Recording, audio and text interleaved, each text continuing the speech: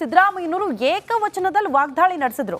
But ಇಷ್ಟೆಲ್ಲ ಆಕ್ರೋಶ ವ್ಯಕ್ತವಾಯಿತು ಅವರ ಪದ ಬಳಕೆಯ ವಿಚಾರಕ್ಕೆ ಸಂಬಂಧಪಟ್ಟಂತೆ. ಅದೆಲ್ಲ ಆದ ಬಳಿಕ ಈಗ ಅಲರ್ಟ್ ಆದ್ರು ಸಿಎಂ ಸಿದ್ದರಾಮಯ್ಯನವರು. ಒಂದು ಟ್ವೀಟ್ ಮಾಡೋ ಮೂಲಕ ಕ್ಷಮೆಯಾಚನೆ ಆಗಿದೆ ಸಿಎಂ ಸಿದ್ದರಾಮಯ್ಯನವರಿಂದ.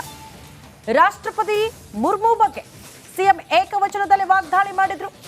ಮಾಜಿ ಸಿಎಂ ಕುಮಾರಸ್ವಾಮಿ ಅವರು ಆಕ್ರೋಶ ವ್ಯಕ್ತಪಡಿಸಿದ್ರು. ರಾಷ್ಟ್ರಪತಿಗಳ ಬಗ್ಗೆ ಇಷ್ಟು ಹೀನಾಯವಾಗಿ ಮಾತನಾಡೋದಾ, ಇಷ್ಟು ತುಚ್ಛವಾಗಿ ಮಾತನಾಡೋದಾ ಅನ್ನೋದನ್ನ ಅವರು ಪ್ರಶ್ನೆ ಮಾಡಿದ್ರು.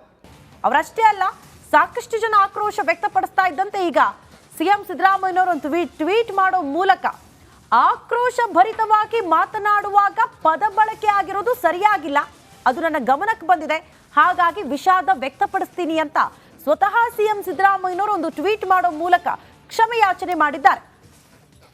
ಆದ್ರೂ ಉನ್ನತ ಸ್ಥಾನದಲ್ಲಿರೋರು ಅವ್ರ ಬಗ್ಗೆ ಮಾತನಾಡುವಾಗ ಎಷ್ಟೇ ಆಕ್ರೋಶ ಭರಿತವಾಗಿ ಮಾತನಾಡ್ತಾರೆ ಅಂದ್ರೆ ನಾಲಿಗೆ ಮೇಲೆ ಹಿಡಿತಾ ಇರಲ್ವಾ ಅನ್ನೋದು ಪ್ರಶ್ನೆ ಆಗುತ್ತೆ. ಯಾಕಂದ್ರೆ ರಾಜ್ಯದ ಜನ ನೋಡ್ತಾ ಇರ್ತಾರೆ, ದೇಶದ ಜನ ಗಮನಿಸ್ತಾ ಇರ್ತಾರೆ.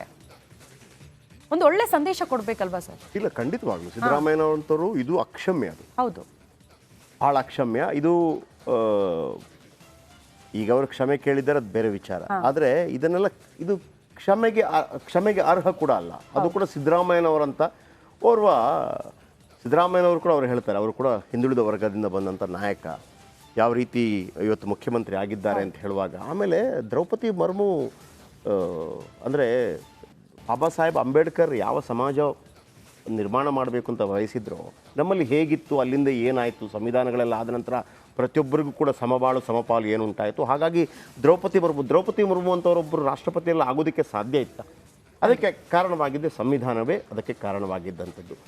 ಇವತ್ತು ಅವರೊಂದು ರಾಷ್ಟ್ರಪತಿ ಆಗಿರುವಂಥ ಸಂದರ್ಭದಲ್ಲಿ ಸಿದ್ದರಾಮಯ್ಯನವರು ಇವತ್ತು ಎಷ್ಟೇ ಅವರ ಹೇಳಿಕೆ ಇದೆಯಾ, ಸಿದ್ದರಾಮಯ್ಯನವರು ಮಾತನಾಡಿದ್ದಿದೆಯಾ?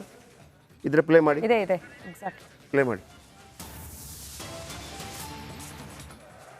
ಇವರು ಯೋಗ್ಯತೆಗೆ ಪಾಪ ದ್ರೌಪದಿ ಮುರ್ಮು ಶೋಷಿತ ಸಮುದಾಯಕ್ಕೆ ಸೇರಿದವಳು, ಅವಳನ್ನ ಪಾರ್ಲಿಮೆಂಟ್ ಉದ್ಘಾಟನೆ ಮಾಡಕ್ಕೆ ಕರೀಲಿಲ್ಲ. She is the custodian of the constitution, ಕರೀಲಿಲ್ಲ. ಮೊನ್ನೆ ಅಯೋಧ್ಯೆನಲ್ಲಿ ಶ್ರೀರಾಮಚಂದ್ರನ ದೇವಸ್ಥಾನ ಉದ್ಘಾಟನೆ ಮಾಡಕ್ಕೂ ಕರೀಲಿಲ್ಲ. ಇವರು ಯೋಗ್ಯತೆಗೆ ಪಾಪ ದ್ರೌಪದಿ ಮುರ್ಮು ಶೋಷಿತ ಸಮುದಾಯಕ್ಕೆ ಸೇರಿದವಳು, ಅವಳನ್ನ ಪಾರ್ಲಿಮೆಂಟ್. ಓಕೆ, ಈಗ ಇದಕ್ಕೆ ಸಂಬಂಧಪಟ್ಟ ಹಾಗೆ ಅವರು ಕ್ಷಮಾಪಣೆ ಕೇಳಿದ್ದಾರೆ. ಆದರೆ ಮಾನಸಿಕತೆ ನೋಡಿ, ಈಗ ನಾವು ಪ್ರತಿಯೊಬ್ಬ ಏನು ಹೇಳ್ತೀವಿ, ಮೇಲ್ಜಾತಿಯವರಿಗೆ ಈ ಶೋಷಿತ ಸಮುದಾಯದವರನ್ನು ಕಂಡ್ರೆ ಆಗಲ್ಲ. ಇದೇ ಸಿದ್ದರಾಮಯ್ಯನವರು ಒಮ್ಮೆ ಹೇಳಿದರು, ಯಾರಾದರೂ ಇಬ್ಬರು ಕೂಲಿಗೆ ಬರ್ತಾರೆ ಅಂತ ಇಟ್ಕೊಳ್ಳಿ, ಇಬ್ಬರು ಕೂಲಿಗೆ ಬರ್ತಾರೆ, ಒಬ್ಬ ಬ್ರಾಹ್ಮಣ ಕೂಲಿಗೆ ಬರ್ತಾನೆ, ಇನ್ನೊಬ್ಬ ಶೋಷಿತ ಸಮುದಾಯ, ಇಬ್ಬರು ಕೂಲಿಗೆ ಬರ್ತಾರೆ ಅಂತ ಇಟ್ಕೊಳ್ಳಿ. ಆ ಬ್ರಾಹ್ಮಣನನ್ನು ಹೇಗಿದ್ದೀರಿ ಅಂತ ಕರೀತಾರೆ, ಆಮೇಲೆ ಶೋಷಿತ ಸಮುದಾಯದವನನ್ನು ಏನ್ಲ ಅಂತ ಕರೀತಾರೆ. ಅಂದರೆ ನೀವು ಆರ್ಥಿಕವಾಗಿ ಆತ ಸಬಲನಲ್ಲದಿದ್ದರೂ ಕೂಡ ಆತನಿಗೆ ಕೊಡುವಂಥ ಗೌರವ ನಾವು ಕೊಟ್ಟೇ ಕೊಡ್ತೀವಿ, ಆತ ಕೂಲಿ ಆಳುವೆ ಆಗಿದ್ದಿರ್ಬೋದು ಅಂತೇಳಿ. ಆಗ ಹೌದು ಅಂತ ಅನಿಸಿದ್ದು ನಿಜ ಪ್ರತಿಯೊಬ್ಬರಿಗೂ ಕೂಡ. ಹಾಗಿದ್ದಾಗ ನಾವು ಯಾರ ಮೇಲೆ ಆರೋಪ ಮಾಡ್ತೀವಿ? ಪ್ರತಿಯೊಬ್ಬರು ಕೂಡ ಅದನ್ನು ಮಾಡ್ತಾರೆ. ಈಗ ಒಬ್ಬ ಮತ್ತೊಬ್ಬ ಇರ್ತಾನೆ ಅಂತ ಇಟ್ಕೊಳ್ಳಿ, ಮೇಲ್ಜಾತಿ ಕೀಳ್ಜಾತಿ ಅಂತಿದ್ದವ. ಇವರು ಫಸ್ಟ್ ಆಫ್ ಆಲ್ ಬರಬಾರ್ದು ಮೇಲ್ಜಾತಿ ಕೀಳ್ಜಾತಿ ಅಂತ. ಆದರೆ ಇವರ ಹೇಳಿಕೆ ಏನು, ಇವರ ಮನಸ್ಸಲ್ಲಿ ಇವರ ಮಾನಸಿಕತೆ ಕೂಡ ಅದೇ ರೀತಿ ಇದೆಯಾ? ಇವ್ರಿಗಾದ್ರೂ ಹೇಳ್ಬೋದಿತ್ತಲ್ಲ, ಅವಳು ಅಂತ ಯಾಕೆ ಬರಬೇಕು ಇವರಿಗೆ? ಹಾಗಿದ್ರೆ ಇವರ ಮಾನಸಿಕತೆನೂ ಅದೇ ರೀತಿ ಇದೆ. ಶೋಷಿತ ಸಮುದಾಯದವಳು ಅಂತ ಹೇಳುವಾಗ ಆ ಥರ ಆಕೆ ಶೋಷಿತ ಸಮುದಾಯದವಳು, ಅವಳು ಯಾಕೆ ಹೇಳಬೇಕಿತ್ತು?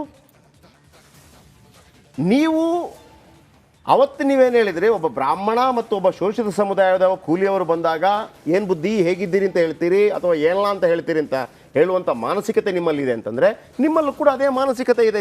ನೀವೇನು ಬದಲಾವಣೆ ಆದ್ರಿ?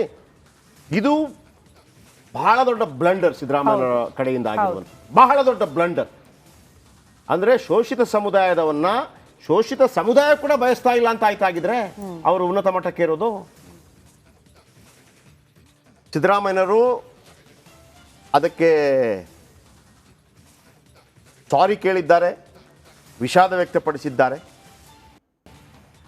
ಆದರೆ ಮುಖ್ಯಮಂತ್ರಿಯಿಂದ ಇದನ್ನು ಯಾರು ಕೂಡ ನಿರೀಕ್ಷೆ ಮಾಡಿರಲಿಲ್ಲ.